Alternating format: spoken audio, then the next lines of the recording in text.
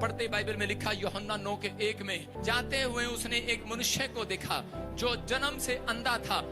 देखो यहाँ पर एक व्यक्ति था जो जन्म से अंधा था, और जब वो अंधा बच्चा पैदा हुआ तो उसी समय वो आदमी यीशु मसीह के पास गया और जाकर कहने लगा, परमेश्वर मुझे एक बात बताओ, यीशु मुझे एक बात बताओ कि ठीक है मैंने आज तक सुना है किसी को पैरालाइज हो गया, हाँ इसने कोई पाप किया होगा, इसको कोई प्रॉब्लम हो गया, इसने कोई पाप किया होगा, लेकिन कहता है ये बच्चा जो जन्म से अंधा पैदा हुआ इसने क्या पाप किया? इसके माँ बाप ने पाप किया हो सकता है, लेकिन इसने कौन सा पाप किया जो जन्म से अंधा हुआ? क्योंकि मैंने सुना है जो पाप करता है वो बीमार पड़ता है, लेकिन इसने कहा, कहता है कि ये व्यक्ति ने, कहता है ये अंधा है जन्म से, इसने क्या पाप किया मुझे बता। यीशु मसीह ने कहा, कहता है कि इसने कोई पाप नहीं किया, कहता है ये इसलिए ऐसे पैदा हुआ कि ताकि परमेश्वर की योजना इसके जीवन से पूरी हो। हालेलुया।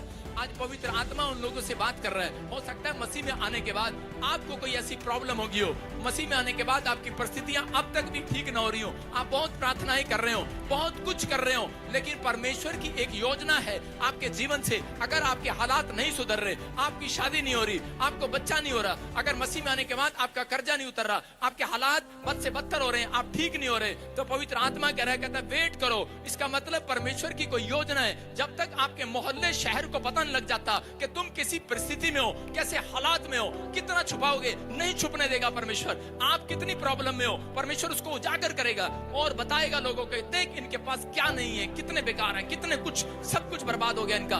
लोग आपका थू थू करेंगे, लोग आपके बारे में कहेंगे तुझे कुछ नहीं मिला, लेकिन उसमें जो व्यक्ति बना रहेगा और परमेश्वर से प्रार्थना करता रहेगा, परमेश्वर उसका टाइम चेंज करेगा यीशु मसीह के नाम में। परमेश्वर अपनी योजना को पूरा करना चाहते हैं। आप मसीह में आना परमेश्वर का, कहता आपका मसीह में आना परमेश्वर की योजना है। अगर आप कहता उसमें हाय हाय करते हैं तो इसका मतलब आपकी परिस्थितियां चेंज नहीं होंगी। जब आप प्रभु में आए हैं और आपकी परिस्थितियां, आपके हालात चेंज नहीं हो रहे, वो हमेशा के लिए नहीं है। हो सकता है ज्यादा 10 साल, 2 साल, 3 साल, इससे ज्यादा नहीं, क्योंकि बाइबल बोलती है इस बात के लिए, अगर ये पेड़ जो लगाया है, अगर 3 साल तक मैं इसको देखूंगा, अगर ये फल नहीं लाया तो कहता है इसके बाद इसको काट देना।